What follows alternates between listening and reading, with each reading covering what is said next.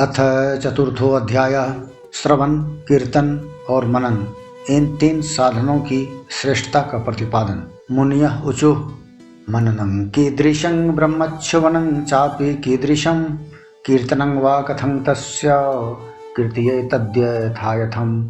मुनिगण बोले, हे ब्राह्मण, मनन कैसा होता है, श्रवण का स्वरूप कैसा है और उनका कीर्तन कैसे किया जाता है, यथार्थ रूप में आप वर्णन करें। ब्रह्मोवाच पूजा जपेश गुण रूप विलास नाम्नां युक्ति प्रियेन मनसा परिशोधनं यत तत्संततं मनमीश्वर दृष्टि लभ्यं सर्वेषु साधनवरेष्वपि मुख्य मुख्यम। ब्रह्मा जी बोले, हे मुनियो, भगवान शंकर की पूजा, उनके नामों का जप तथा उनके गुण, रूप, विलास और नामों का युक्ति परायण चित्त के द्वारा जो निरंतर परिशोधन या चिंतन होता है, उसी को मनन कहा गया है। वह महेश्वर की कृपा दृष्टि से उपलब्ध होता है। वह समस्त श्रेष्ठ साधनों में प्रमुखतम है। गीतात्मना श्रुति पदेन चौभाषिया वा शंभु प्रताप गुण रूप विलास नाम वाचा स्फुटं तु रसवत् अस्तवनं यदस्य सत्कीर्तनं भवति साधनमत्र मध्यम। शंभु के प्रताप, गुण, रूप, विलास और नाम को प्रकट करने वाले संगीत, वेद वाक्य या भाषा के द्वारा अनुराग पूर्वक उनकी स्तुति ही मध्यम साधन है, जिसको कीर्तन शब्द से कहा जाता है। ये नापि कैन कर्णेन च शब्द पुंजं यत्र क्वचिक्षेव परं श्रवणेन्द्रियेन स्त्री केलीवद दृढ़तरं प्रणिधीयते यत् तद्वै बुधा श्रवणमत्र जगत प्रसिद्धम। हे ज्ञानियों, स्त्री क्रीड़ा में जैसे मन की आसक्ति होती है, वैसे ही किसी कारण से किसी स्थान में शिव विषयक वाणियों में श्रवणेन्द्रिय की दृढ़तर आसक्ति ही जगत में श्रवण के नाम से प्रसिद्ध है। सत्संगमेन भवति श्रवणं पुरुस्तात् संकीर्तनं पशुपतेरथ तद्दृढं स्यात् सर्वोत्तमं भवति तन्मननं तदन्ते सर्वं हि संभवति शंकर दृष्टि पाते।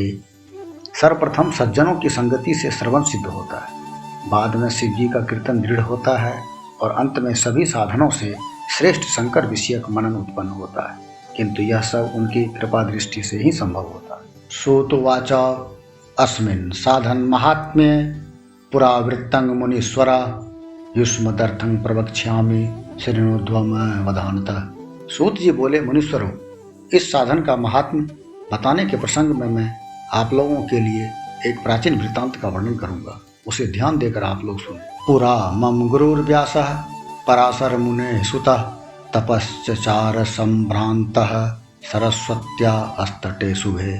पूर्व काल में पराशर मुनि के पुत्र मेरे गुरु व्यास देव जी सरस्वती नदी के सुंदर तट पर तपस्या कर रहे थे। गच्छन् यदृच्छया तत्र विमाने नार्गरोचिषा सनत कुमारो भगवान ददर्श मम देशिकम। एक दिन सूर्य तुल्य तेजस्वी विमान से यात्रा करते हुए भगवान सनत कुमार अकस्मात वहां आ पहुंचे। उन्होंने मेरे गुरुदेव को वहां देखा। ध्यानारूढ़ा प्रबुद्धो असो ददर्श तम जात्मजं प्रणिपत्या संभ्रांतः परं कौतूहलं मुनिः दत्त्वार्घमस्मै प्रददौ देवयोग्यं च विष्टरं प्रसन्नः प्राहतं प्रहुवं प्रभुर्गम्भीर्या गिरा। वे ध्यान में मग्न थे। उससे जगने पर उन्होंने ब्रह्मा के पुत्र सनत कुमार जी को अपने सामने उपस्थित देखा। वे बड़े वेग से उठे और उनके चरणों में प्रणाम करके मुनि ने उन्हें अर्घ्य प्रदान करके देवताओं के बैठने योग्य आसन भी अर्पित किया। तब प्रसन्न हुए भगवान सनत कुमार विनीत भाव से खड़े हुए व्यास जी से गंभीर वाणी में कहने लगे। सनत कुमार उवाच सत्यं वस्तु मुने दध्या साक्षात्करण गोचरा स शिवो अथ सहायो अत्र तपश्चरसी किंकृते।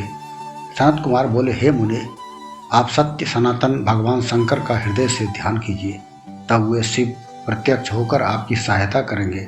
आप यहाँ तप किस लिए कर रहे हैं? एव मुक्तः कुमारेण प्रवाच स्वाशयं मुनि धर्मार्थ काम मोक्षाश्च वेद मार्गे कृतादरा। बहुधा स्थापिता लोके मया त्वत्कृपया तथा। इस प्रकार सनत कुमार के कहने पर मुनि व्यास ने अपना आशय कहा, मैंने आपकी कृपा से वेद सम्मत धर्म, अर्थ, काम और मोक्ष की कथा को मानव समाज में अनेक प्रकार से प्रदर्शित किया है। एवं भूतस्य मे अप्येवं गुरु भूतस्य सर्वतः मुक्ति साधनकं ज्ञानं नोदेति परमाद्भुतम् तपश्चरा में मुक्त्यर्थं न जाने तत्र कारणम। इस प्रकार सर्वथा गुरु स्वरूप होने पर भी मुझ में मुक्ति के साधन ज्ञान का उदय नहीं हुआ। यह आश्चर्य है। मुक्ति का साधन न जानने के कारण उसके लिए मैं तपस्या कर रहा हूँ। इत्थं कुमारो भगवान व्यासेन मुनिनार्थितः समर्थः प्राह विपेन्द्रा निश्चयं मुक्ति कारणम।